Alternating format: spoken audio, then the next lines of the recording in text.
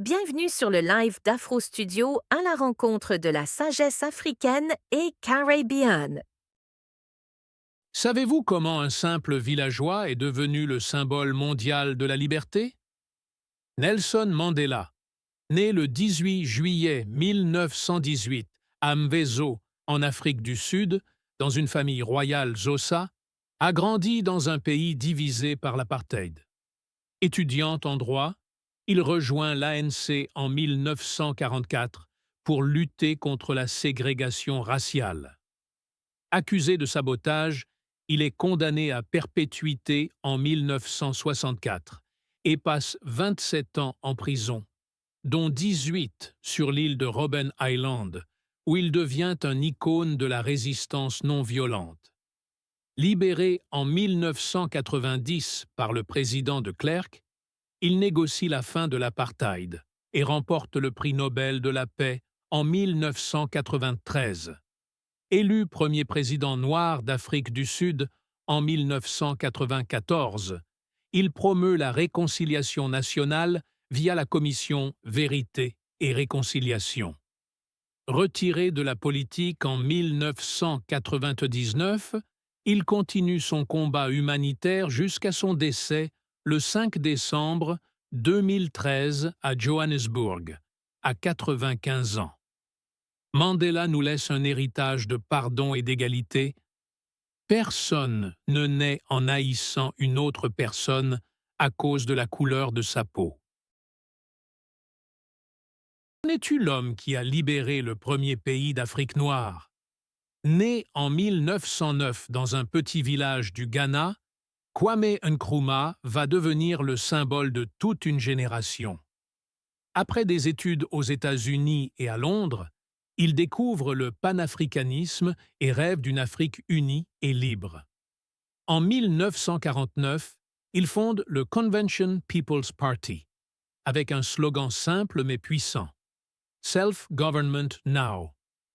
Malgré la prison, il gagne les élections et, le 6 mars 1957, proclame l'indépendance du Ghana, premier pays africain à briser les chaînes coloniales.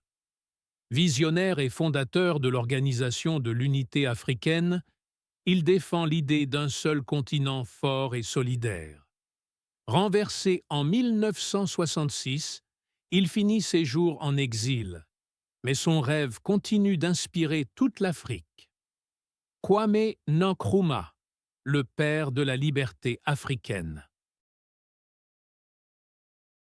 Voici l'histoire de Shaka Zulu.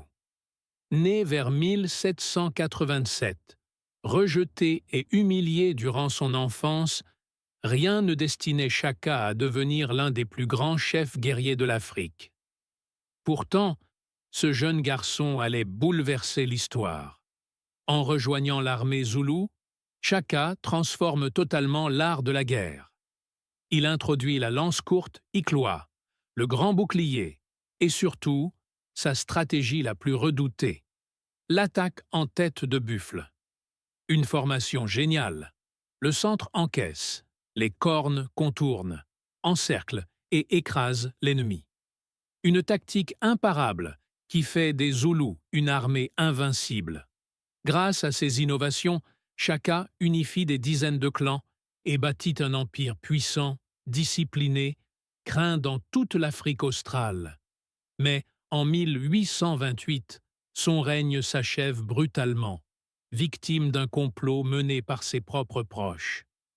Malgré sa fin tragique, Shaka Zulu reste une légende, un stratège visionnaire, un conquérant hors norme et l'une des figures les plus puissantes de l'histoire africaine.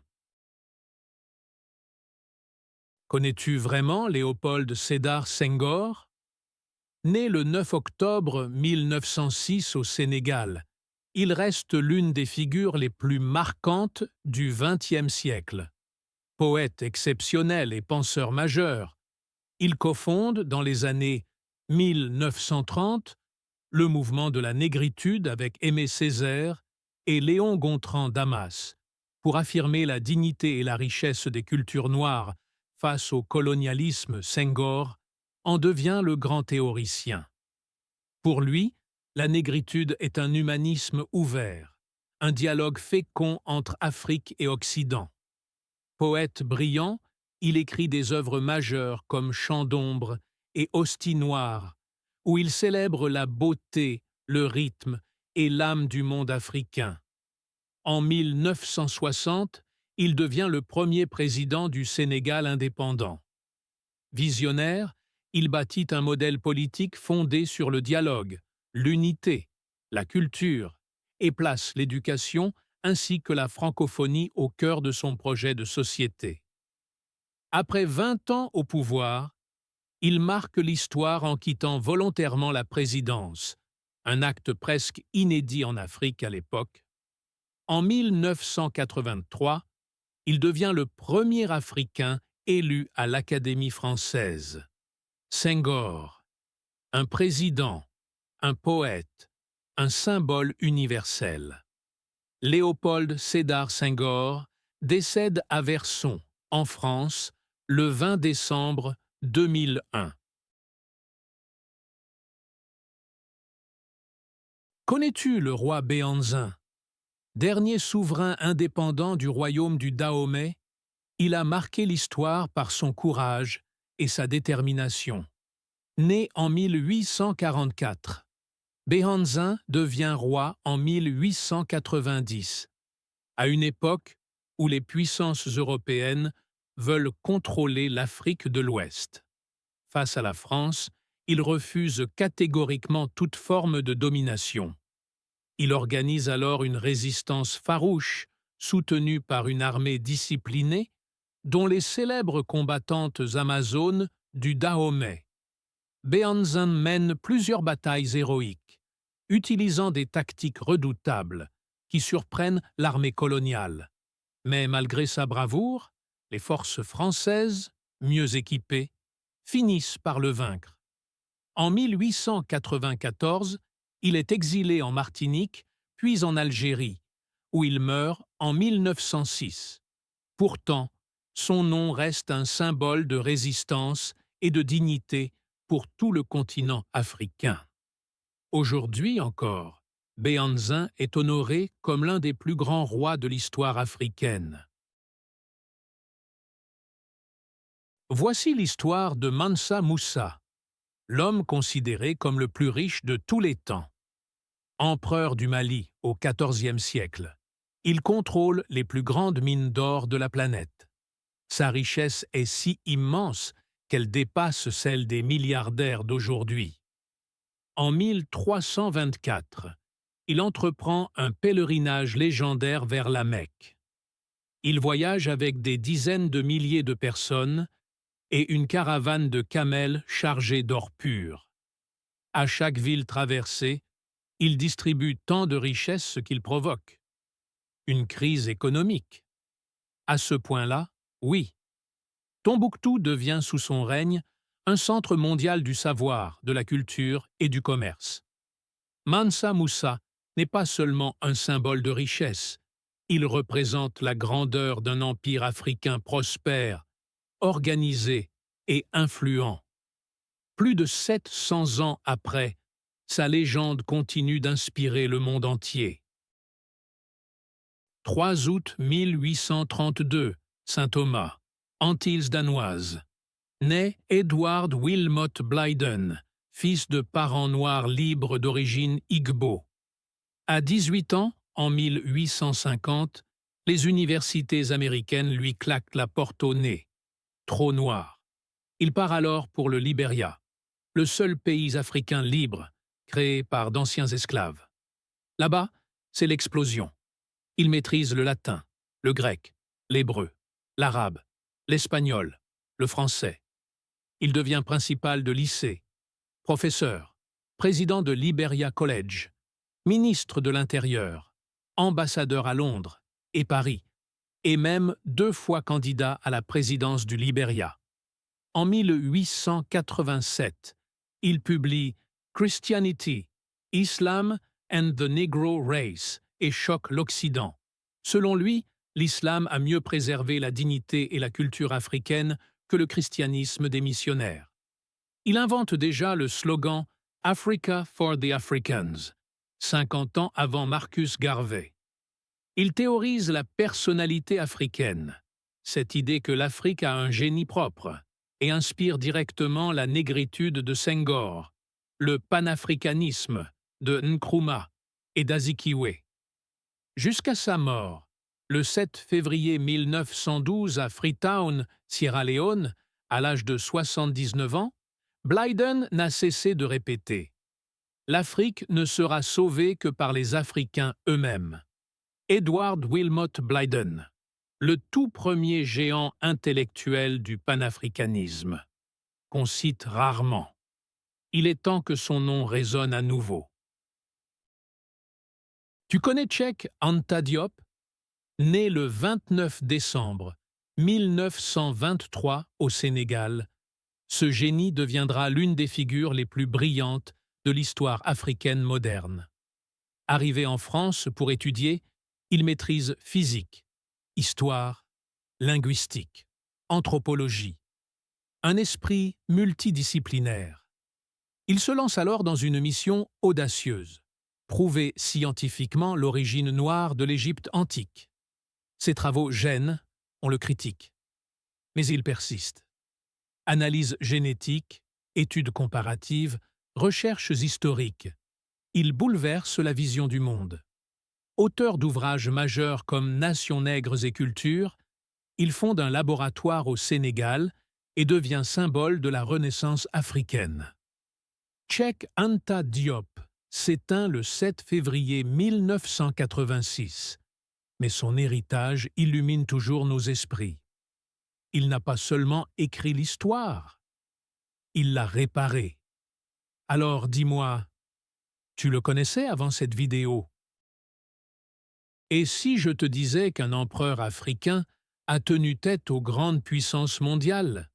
Haïlé Sélassié Ier naît le 23 juillet 1892 en Éthiopie sous le nom de Tafari Makonnen. Issu d'une lignée impériale millénaire, il est couronné empereur en 1930, devenant le symbole d'une Afrique libre et souveraine. En 1935, l'Italie fasciste de Mussolini envahit l'Éthiopie. Haïlé Sélassié s'exile, mais refuse le silence. En 1936, il prononce un discours historique à la Société des Nations, dénonçant l'agression et avertissant le monde. Aujourd'hui c'est nous, demain ce sera vous.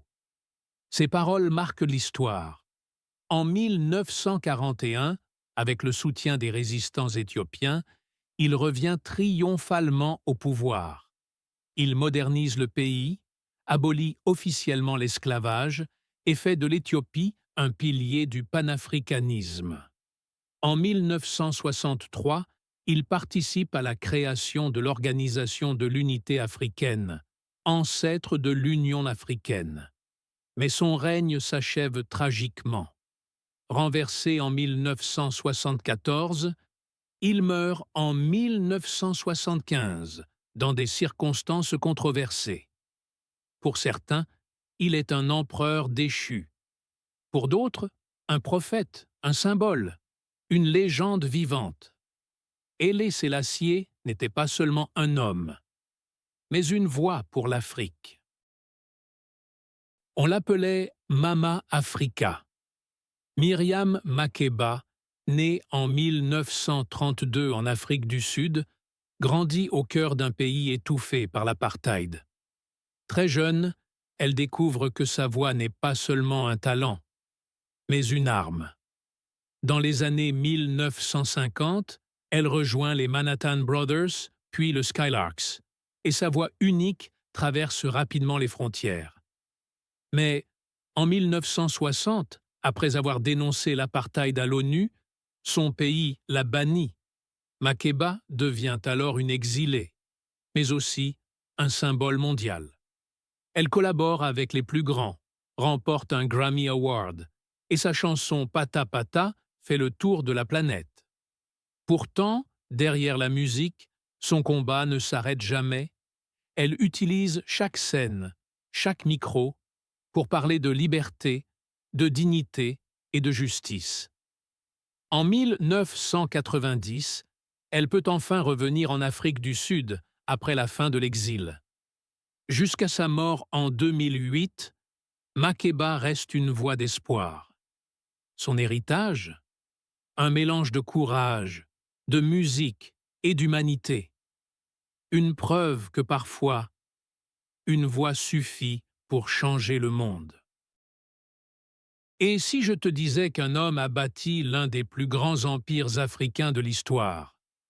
Cet homme s'appelait Askia Mohammed Ier, aussi connu sous le nom d'Askia le Grand. Né vers 1443 dans l'empire Songhai, il prend le pouvoir en 1493 après avoir renversé le fils de Sonni Ali. Contrairement aux rois guerriers avant lui, Askia Mohammed gouverne avec discipline, justice et foi. Il fait de l'islam un pilier de l'État et organise l'empire en provinces administrées par des gouverneurs.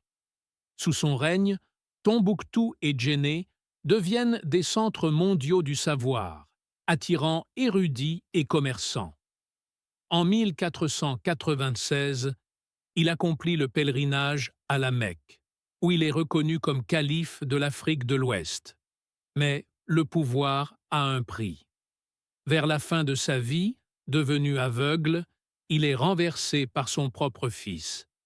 Askia Mohammed Ier meurt en 1538, laissant derrière lui un empire organisé, riche et respecté. Son héritage? Un modèle de gouvernance africaine encore étudié aujourd'hui.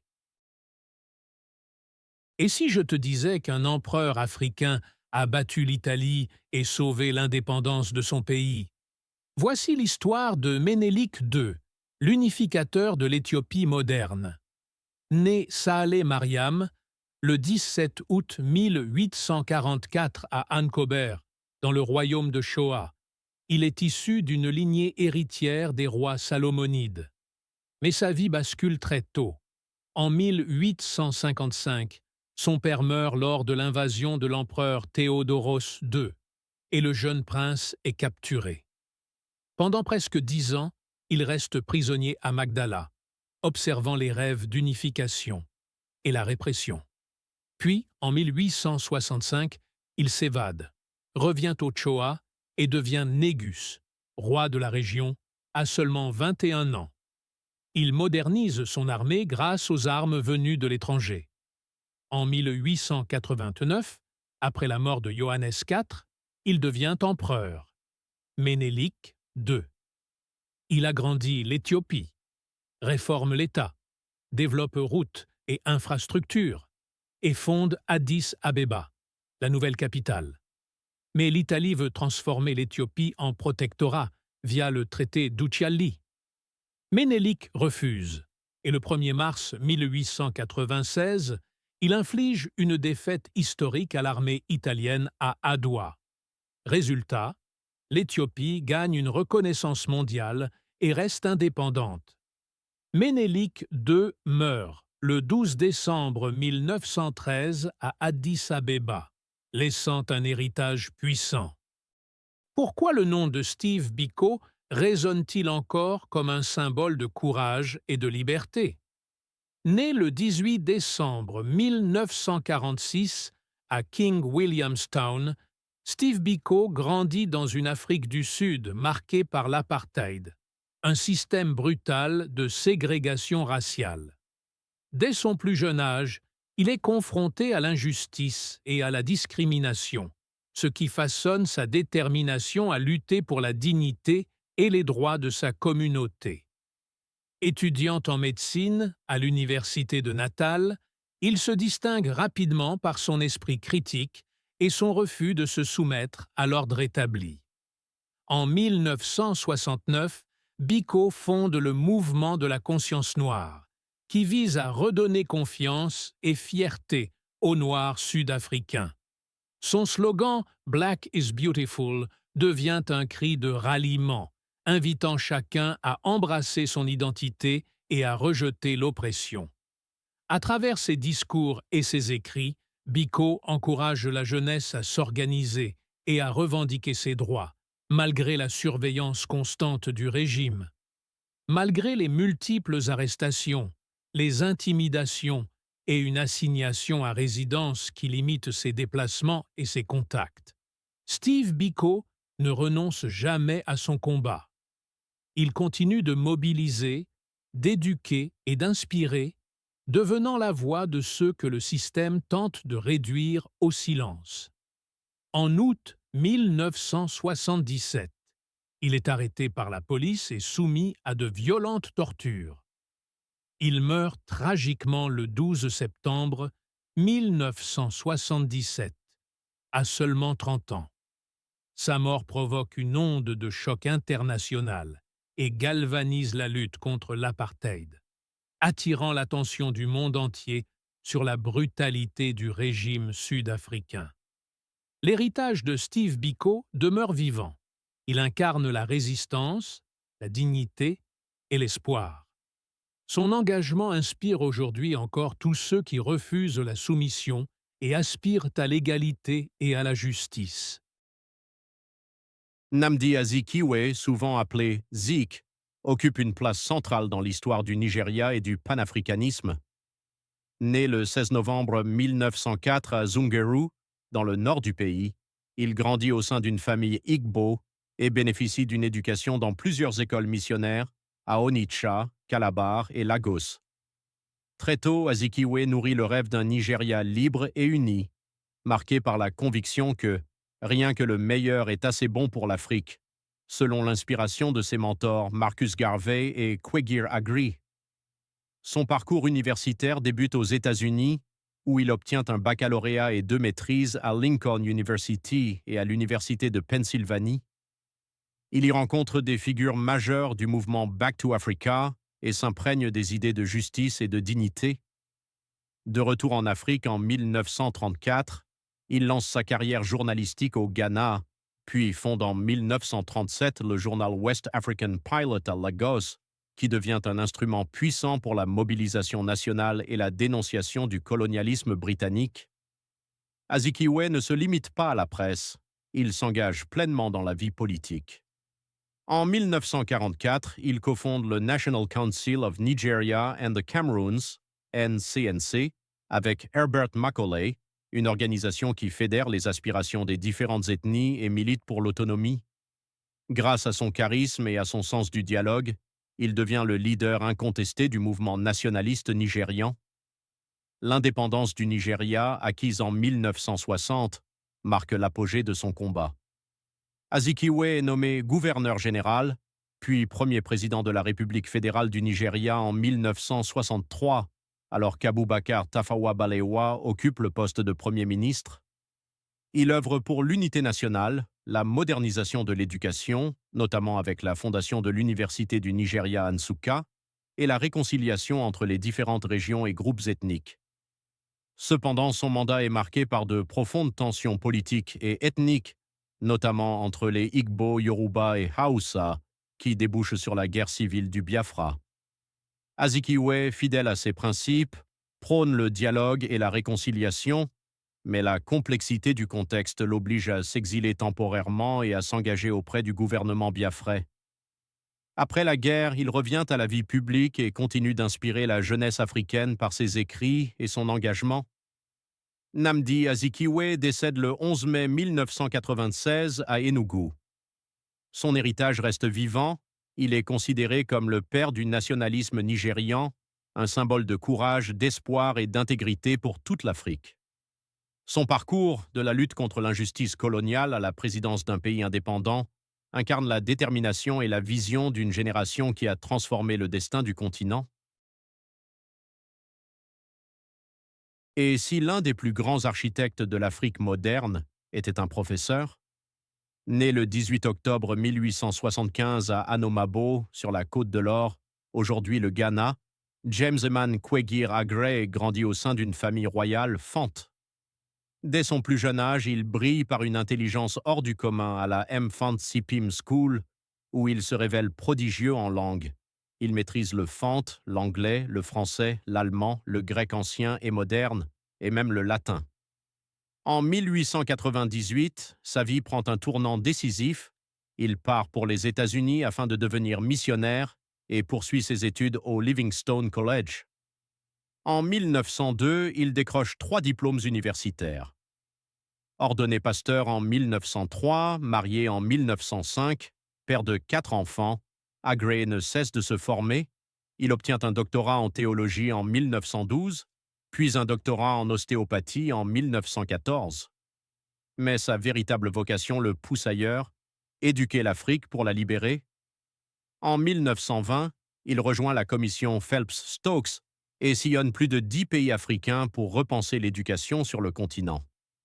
Son combat prend alors une dimension révolutionnaire, promouvoir l'éducation des femmes.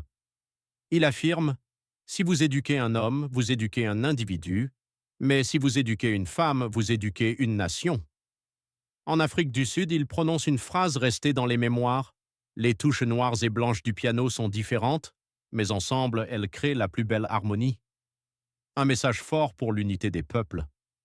De retour au Ghana en 1925, il participe à la fondation de l'Achimota School, dont il devient le premier vice-principal. Cette école mixte et visionnaire formera les futurs leaders africains, dont Kwame Nkrumah. Le 30 juillet 1927, à New York, Aggrey s'éteint à seulement 52 ans. Son héritage demeure immense, l'éducation, l'égalité et l'harmonie entre les peuples. Sa devise résonne encore aujourd'hui, « Rien que le meilleur n'est assez bon pour l'Africain ». Car un peuple éduqué est un peuple libre. Et si l'homme qui a lancé la lutte pour l'indépendance du Nigeria était à la fois ingénieur, journaliste, musicien et révolutionnaire? Herbert Samuel Olayinka, Hellas. Badmus Macaulay naît le 14 novembre 1864 à Lagos, au Nigeria. Il grandit dans une famille influente. Son père est un pasteur et éducateur respecté, et son grand-père n'est autre que Samuel Ajayi Crowther, premier évêque africain de l'histoire du Niger. Très tôt, Macaulay reçoit une éducation d'excellence dans les écoles missionnaires de Lagos, puis à la CMS Grammar School. En 1890, il part en Angleterre grâce à une bourse du gouvernement. Là-bas, il étudie le génie civil à Plymouth, devient architecte diplômé du Royal Institute of British Architects et développe même un talent pour le violon, certifié par le Trinity College of Music de Londres. Mais à son retour au Nigeria, la réalité coloniale le rattrape. Nommé inspecteur des terres de la couronne à Lagos, il est confronté à la discrimination raciale dans l'administration britannique. En 1898, il démissionne, c'est le début de son combat. Macaulay devient géomètre indépendant, mais surtout la voix du peuple nigérian.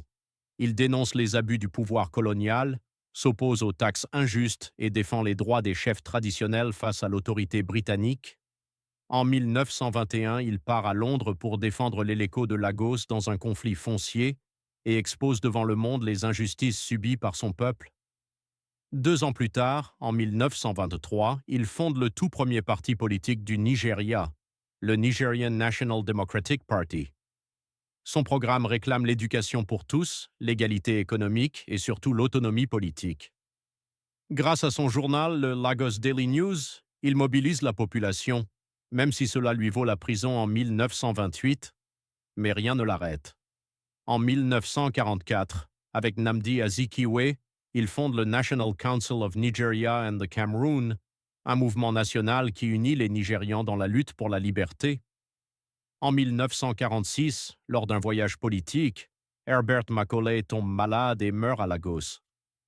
Aujourd'hui, il est reconnu comme le père du nationalisme nigérian. Son héritage nous rappelle qu'un homme déterminé peut éveiller la conscience d'un peuple et changer le destin d'une nation. Et si je te disais qu'au XVe siècle, un roi africain a bâti l'un des plus grands empires du monde par la guerre et la stratégie? Né sous le nom d'Ali Kolon, Soni Alibert voit le jour au XVe siècle à Gao. Fils de Soni Mohammad Dao et de Farah, originaire de la région de Sikasso, il devient en 1464 le 15e roi de la dynastie Soni. À cette époque, l'empire du Mali décline Gao est sous son influence, mais Soni Alibert refuse la soumission. Stratège brillant, il libère son royaume et pose les bases d'un nouvel empire, le Songhai. Son arme secrète? Une flotte militaire sur le fleuve Niger. Grâce à elle, il mène des campagnes éclairs et étend son territoire. En 1468, il conquiert Tombouctou, alors aux mains des Touaregs. La prise est brutale et les chroniqueurs musulmans le décrivent comme impitoyable. En 1473, après 7 ans de siège, il s'empare de Djenné, centre commercial stratégique, qu'il épargne cette fois en hommage à la bravoure de ses habitants. Sous son règne, le Songhai devient la plus grande puissance d'Afrique de l'Ouest au XVe siècle. Mais Soni Alibert est un souverain complexe. Chef militaire redoutable, il gouverne d'une main ferme. Il équilibre traditions africaines et islam, cherchant à conserver son autorité sur une population majoritairement non musulmane. En 1492, il meurt probablement noyé lors d'une expédition contre les Gourmas. Son fils Soni Barou lui succède brièvement avant d'être renversé par Askia Mohamed. Héros pour certains, tyran pour d'autres. Une chose est sûre, Soni Alibert a transformé l'histoire de l'Afrique de l'Ouest pour toujours. Et si un enseignant pouvait déclencher la lutte pour la liberté d'un pays entier? Harry Mwanga Nkumbula, né le 15 janvier 1916 à Maala, dans le sud de la future Zambie.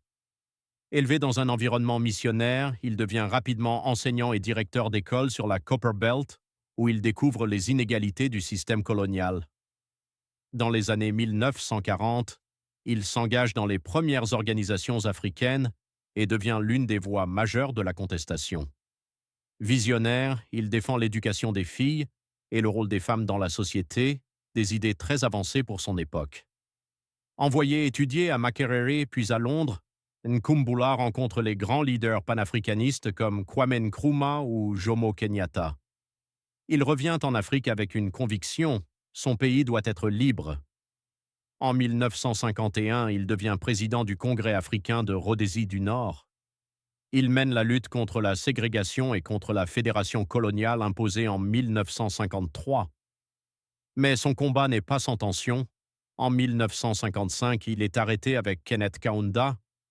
Leurs visions politiques s'opposent et le mouvement se divise. Malgré tout, Nkumbula joue un rôle clé en 1962 en formant une alliance décisive avec Kaunda, ouvrant la voie à l'indépendance de la Zambie en 1964. Après l'indépendance, il devient chef de l'opposition et s'oppose à l'État à parti unique, avant d'accepter l'unité nationale pour préserver la stabilité du pays. Harry Nkumbula s'éteint le 8 octobre 1983, laissant derrière lui l'héritage d'un pionnier de la liberté. Parfois, ceux qui ne deviennent pas présidents sont ceux qui rendent la liberté possible.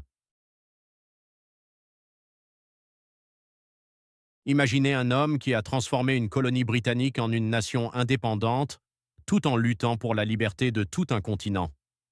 Qui était vraiment Kenneth Kaunda, né le 28 avril 1924 à Loubois, près de Chinsali, dans ce qui était alors la Rhodésie du Nord sous domination britannique? Kenneth David Kaunda était le plus jeune de 8 enfants d'un pasteur de l'Église d'Écosse. Orphelin de père à 8 ans, il grandit dans un environnement modeste et devint enseignant, mais son destin le poussa vers la politique. Dès les années 1940, Kaunda s'engage dans le mouvement anticolonial. En 1953, il rejoint le Congrès national africain de Rhodésie du Nord, puis fonde en 1959 le Parti uni pour l'indépendance nationale, UNIP. Son charisme et son engagement non violent inspiré de Gandhi le propulsent à la tête de la lutte pour l'indépendance. Emprisonné par les autorités coloniales en 1959, il en sort plus déterminé. Le 24 octobre 1964, la Zambie accède à l'indépendance et Kaunda devient son premier président, un poste qu'il occupe jusqu'en 1991. Sous sa présidence, Kaunda instaure un régime à parti unique en 1972 pour stabiliser le pays, mais il est aussi connu pour son humanisme zambéen, une philosophie mêlant socialisme, christianisme et valeurs africaines. Leader du mouvement des non-alignés pendant la guerre froide, il soutient activement les luttes de libération en Afrique australe, Il héberge des mouvements comme l'ANC sud-africain, aide le Zimbabwe et la Namibie contre l'apartheid et le colonialisme portugais. Malgré des défis économiques dus à la chute des prix du cuivre, il promeut l'éducation et la santé. En 1991, face à des pressions pour la démocratie multipartite, Kaunda perd les élections face à Frederick Chiluba. Retiré de la politique, il se consacre à la paix continentale et à la lutte contre le sida, fondant des organisations pour l'éducation et la santé. Kenneth Kaunda s'éteint le 17 juin 2021 à Lusaka, à l'âge de 97 ans, des suites d'une pneumonie, laissant un legs de panafricanisme et d'unité. Son fameux mouchoir blanc, symbole de paix, reste gravé dans les mémoires. Kaunda n'était pas seulement un président, il était un visionnaire qui a changé l'Afrique. Et si l'un des plus grands pharaons de l'Égypte antique était une femme? Née vers 1495 avant Jésus-Christ, Hatshepsut est la fille du pharaon Thoutmôsis Ier. Élevée à Thèbes, elle reçoit une éducation réservée aux élites et se distingue très tôt par son intelligence. À la mort de son mari, le pharaon Thoutmôsis II, le trône revient à son jeune beau-fils, encore enfant. Hatshepsut devient alors régente. Mais bientôt, elle prend une décision sans précédent. Elle se fait couronner pharaon. Pour être acceptée, elle adopte les codes masculins du pouvoir. Couronne, pagne royal et même barbe postiche. Mais son règne n'est pas celui de la guerre. Hatshepsut choisit la paix, le commerce et la prospérité. Elle organise une célèbre expédition vers le pays de Punt, rapportant or, encens et richesses exotiques. Elle fait bâtir l'un des plus beaux monuments d'Égypte, le temple de Deir el-Bahari, encore admiré aujourd'hui. Après près de 20 ans de règne, elle meurt vers 1458 avant Jésus-Christ. Son nom est alors effacé des monuments, probablement sur ordre de Thoutmôsis III. Il faudra attendre des millénaires pour que l'histoire ne lui rende justice. Hatshepsut reste aujourd'hui l'une des plus grandes figures féminines de l'Antiquité. Si tu as aimé cette vidéo, like, commente, partage et surtout, abonne-toi pour ne pas rater notre prochaine histoire.